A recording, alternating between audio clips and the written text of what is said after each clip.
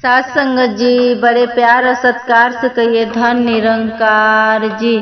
सतगुरु माता सुबिस्सा सविंदर हरदेव जी महाराज की जय। सत्संग जी दासी एक छोटा सा विचार बताने जा रही है।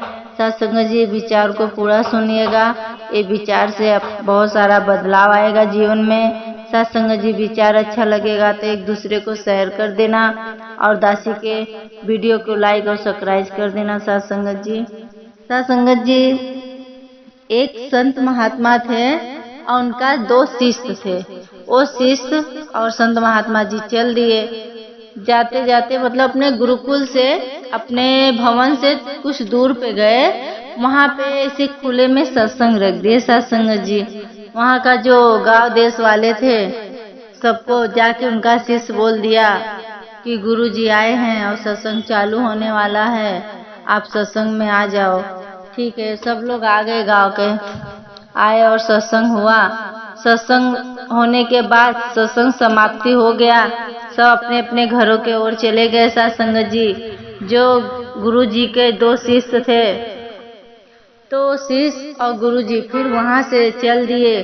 कुछ दूर पे जाते जाते सत्संग जी खेती पड़ा। तो सत्संग जी जब दोनों शिष्य और गुरु चल दिए तो रास्ते में जाते जाते वो खेती पड़ता है। तो वही वो शिष्य बोलने लगे कि गुरुजी आप तो बोलते हैं दाने दाने पे लिखा है खाने वाले का नाम, तो क्या ये मकई का हम लोग तोड़ सकते हैं, ये भुट्टा तोड़ के खा लेते? बोलते नहीं, आप ये आपके नाम का नहीं है, आप नहीं खा सकते हैं इसे, ये किसी और का है। तो एक शिष्य उसमें से थोड़ा मन में उसको अहंकारी था तो गया एक ही नग में, एक भुट्टा में से सिर्फ एक नग निकाला उसमें से मकई और हाथ में लेके बोलता है गुरुजी ये देखो मैं खा रहा हूँ। गुरुजी ने बोलने लगे कि आप खा रहे हो लेकिन ये आपका नसीब का नहीं है, ये दाना आपका नहीं है, आप मत खाओ। तो सत्संग जी जब वो बोल दिए कि आपका नहीं है, आप नहीं खा सकते हैं, तो फटाक से वो शिष्य ने मुंह में डाल लिया। सत्संग जी जब वो शिष्य मुंह में डाल लिया तो फिर वही गुरुजी से बोला कि देखो गुरुजी मैं खा लिया। तो गुरुजी ने कुछ नहीं बोला। सत्संग जी गुरुजी कुछ बोला नहीं, पर सत्संग जी थोड़ा टाइम के बाद उनकी सांस लेने में प्रॉब्लम होने लगा।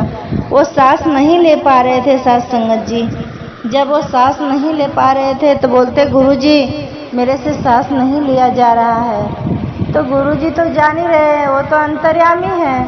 सत्संग जी गुरुजी जान रहे हैं, पर गांव देश का जो आजू बाजू का आदमी थे सब लोग एकजुट होने लगे, मतलब एकता से हो गया, एक हो गए, जो मिलजुल के सब लोग एक वैद्य जी को बुलाए। वो वैद्य जी आए सत्संग जी, फिर उनके बोले कुछ खाए थे आप? तो शिष्य बोला कि हाँ मैं एक मकई का दाना में निगल गया हूँ, वही गले में है। तो सत्संग जी वो वैद्य जी ने थोड़ा एक घास जैसा था कुछ उनके नाक में सूंघा दिया।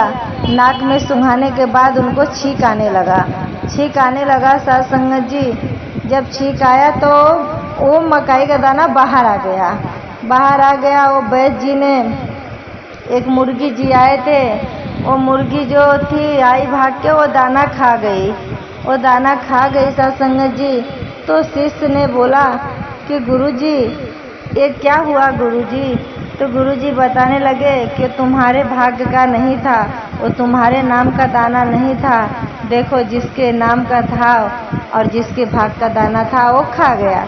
तो वही कहा गया है सत्संग जी कि कण कण में एक एक चावल के किनकी में भी वो दाने पे नाम लिखा रहता है। सत्संग जी चाहे कुछ भी कोई भी वस्तु है, खाने का चीज़ है, सत्संग जी उस पे लिखा रहता है कि दाने दाने पे लिखा है खाने वाले का नाम।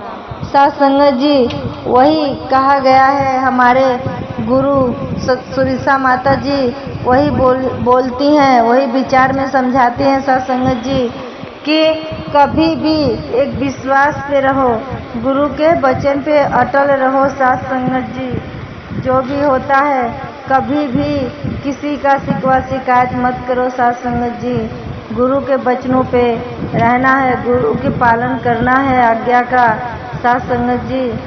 यही दासी का कहने का भाव है। जो भी दासी से गलतियां हुई रहेगी बोलने में साध संगत जी, उसे दासी को भी एक छोटा बच्चा समझ के क्षमा करना। और साध संगत जी दासी को भी वही आशीर्वाद दो, वही प्यार सत्कार दो कि दासी भी तन मन धन से लगी रहे, आप लोग के चरणों में जुड़ी रहे साध संगत जी। हर रूप में गुरु की ही नजर आती है साध संगत जी। कितना भी टेंशन होता है, कोई चीज का आप लेते हो टेंशन, चिंता मत करो, गुरु का चिंतन करो, सिमरन करो, सेवा करो साध संगत जी। बड़े प्यार और सत्कार से कहिए धन निरंकार जी।